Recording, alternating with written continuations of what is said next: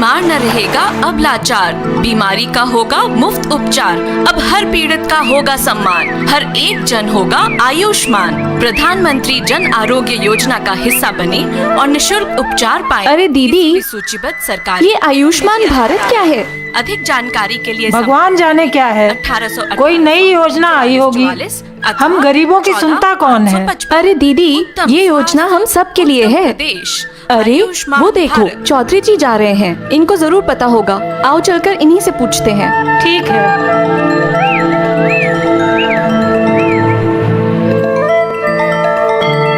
प्रणाम चौधरी जी। अरे तुम दोनों, प्रणाम। रवि और सुनील कैसे हैं? सब ठीक है? चौधरी जी सब ठीक है। वो क्या है, हम कुछ पूछना चाह रहे थे आपसे। हाँ हाँ, पूछो पूछो। चौधरी जी, आपको आयुष्मान भारत के बारे में पता है क्या? हाँ हाँ, सुनो तो मैंने भी है। प्रधानमंत्री ने स्वास्थ्य योजना शुरू की है हम जैसे गरीब तबके के लिए। ऐसी योजना जिसमें गरीबों का पैसा भी न जाए और अच्छी स्वास्थ्य सुविधा का लाभ भी उठाया जा सके। अरे वाह, ये तो बड़ी अच्छी योजना है। इस योजना का लाभ उठाने के लिए हमें क्या करना होगा? ज्यादा तो मुझे भी नहीं पता। आओ चलो तुम्हारी आशा बहन से मिलकर इस बारे में और जानकारी लेते हैं। और रूबी, अब तो बिटिया 6 महीने से ऊपर की हो गई होगी ना? बिटिया 6 महीने की हो गई है। क्या क्या खिलाती हो उसको? दीदी इसको दाल चावल मसला हुआ फल देते हैं। अनुराधा बिटिया कैसी हो? अरे चाचा जी, राधा, पूनम, आप सब एक साथ यहाँ, सब ठीक तो है? सब कुशल मंगल है। बेटा, हम जो ये नई योजना आई है आयुष्मान भारत, उसके बारे में जानकारी चाहते थे। ये क्या योजना है, इसका लाभ कौन ले सकता है? अच्छा हुआ चाचा जी जो आप सब लोग यहाँ आ गए। आइए बैठिए, मैं आप सबको इस योजना के बारे में विस्तार से बताती हूँ। आइए। दीदी मेरी बिटिया जग गई होगी, अब मुझे चलना चाहिए। हाँ रूबी, तुम बिटिया देखो।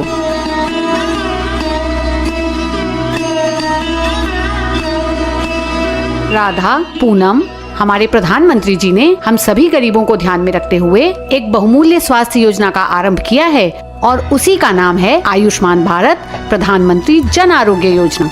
इसके अंतर्गत 5 लाख तक की निशुल्क स्वास्थ्य सुविधाएं प्रतिवर्ष प्रत्येक लाभार्थी परिवार को दी जाएंगी। और चाचा जी, पहली बार इस योजना के अंतर्गत गंभीर बीमारियों जैसे कैंसर और हृदय रोग को भी शामिल किया गया है। और तो और पहले से हुई बीमारियों को भी इस योजना के अंतर्गत शामिल किया गया है। 5 लाख दीदी, क्या सच में इतना रुपया मिलेगा? अरे नहीं नहीं पूनम, रुपया नहीं मिलेगा।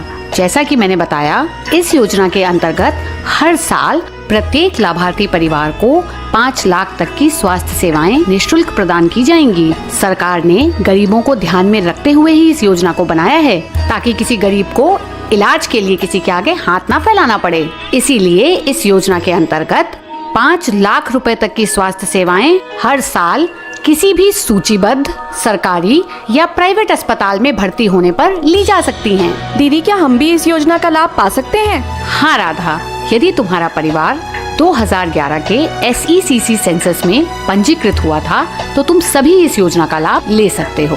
दीदी, ये आप क्या बोली? 2011 सेंसस मतलब?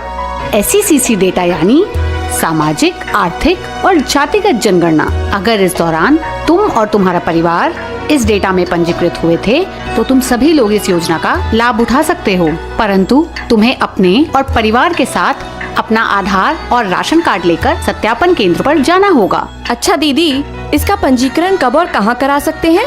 इसके सत्यापन के लिए किसी भी सूचीबद्ध सरकारी अथवा प्राइवेट अस्पताल में जाकर स्वयं को और परिवार को सत्यापित कराकर इस योजना का लाभ उठाया जा सकता है। सभी शहरों और गांवों में स्थित जन सुविधा केंद्रों पर भी लाभार्थी को स्वयं को सत्यापित कराने की सुविधा उपलब्ध है। इसके अलावा हर सूचीबद्ध सरकारी और प्राइवेट अस्पताल में आरोग्य मित्र भी तैनात किए गए हैं, जो तुम्हारी सरकारी ID देखकर तुम्हारा सत्यापन करेंगे।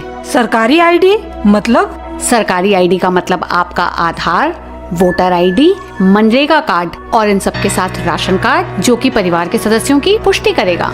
अरे बाप रे, मेरे पास तो सिर्फ वोटर ID है, क्या मुझे इसका लाभ नहीं मिलेगा? अरे नहीं नहीं पूनम, अगर तुम्हारा नाम SECC डेटा में पंजीकृत है और तुम्हारे पास कोई भी सरकारी ID है तो तुम्हें इस योजना का लाभ मिलेगा। पर हाँ, आधार बनवा जरूर लो, ये बहुत हद तक तुम्हारी प्रक्रिया को आसान कर देगा। अच्छा दीदी, ये बताओ, क्या इसमें केवल पति पत्नी ही लाभार्थी हो सकते हैं? ऐसा नहीं है पूनम, इस योजना में परिवार के सभी सदस्य यानी तुम्हारे सास, ससुर, पति, बच्चे और देवर देवरानी सभी शामिल हो सकते हैं, लेकिन उन सभी का सत्यापन राशन कार्ड के माध्यम से होना आवश्यक है। पर दीदी, इनके दादाजी तो अब 70 साल के हो गए हैं। गठिया का दर्द है और खांसते भी हैं। तो क्या वह इस योजना का हिस्सा बन सकते हैं? इसकी कोई तो उम्र सीमा होगी। ऐसा नहीं है पूनम।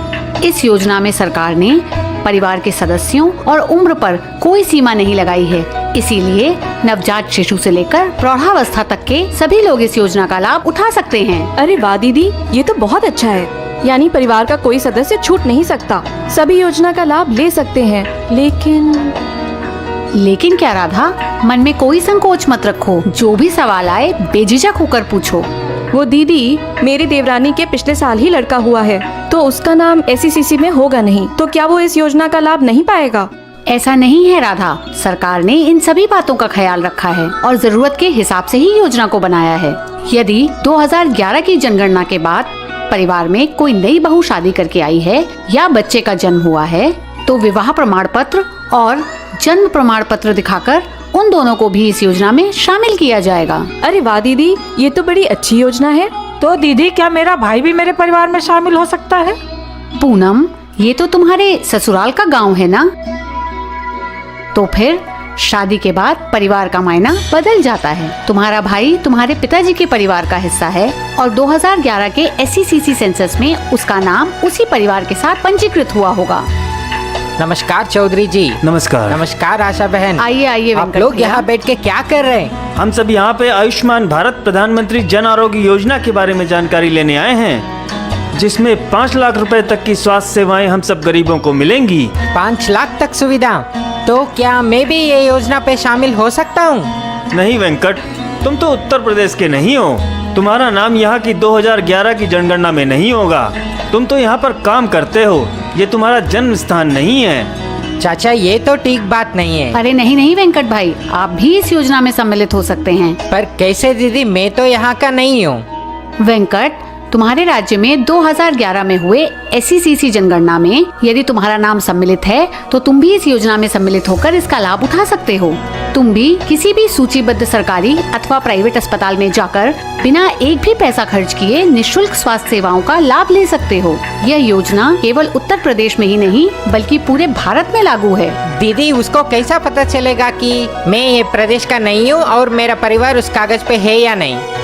वेंकट, हमारी सुविधा के लिए सरकार ने हर सूचीबद्ध सरकारी और प्राइवेट अस्पताल में आरोग्य मित्र तैनात किए हैं, जो हमारी सरकारी ID यानी पहचान पत्र और फोटो देखकर हमें सत्यापित करेगा।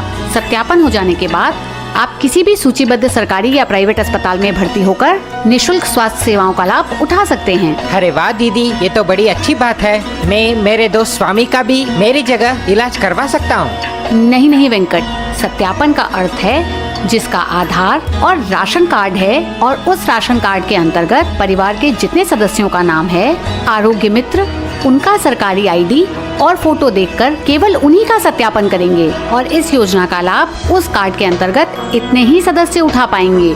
किसी भी अयोग्य व्यक्ति को इस योजना का लाभ नहीं मिल पाएगा। मैं समझ गई दीदी, तो मैं मेरा प्रदेश जाके ये योजना में पंजीकरण करना होगा? हाँ वेंकट भाई, सत्यापन कराने के लिए तो आपको एक बार अपने जन्म स्थान ही जाना होगा, परंतु योजना का लाभ आप पूरे भारतवर्ष में कहीं भी ले सकते हैं। वाह बेटा, ये तो बड़ी अच्छी योजना है। पर क्या इसमें पहले से मौजूद बीमारियां भी शामिल हैं? जी हाँ चाचा जी, इस योजना के अंतर्गत पहले से मौजूद सभी बीमारियों को शामिल किया गया है। इसके अलावा गंभीर बीमारियों जैसे कैंसर और हृदय रोग को भी शामिल किया गया है, ताकि किसी भी गंभीर बीमारी और उसके महंगे इलाज के लिए किसी को अपना घर द्वार खेत खलिहान बेचना ना पड़े। हमारे प्रधानमंत्री जी ने हम सभी को आर्थिक एवं सामाजिक मजबूती प्रदान की है। हम सभी स्वस्थ हों और सशक्त हों, ऐसी ही है हमारी आयुष्मान भारत प्रधानमंत्री जन आरोग्य योजना।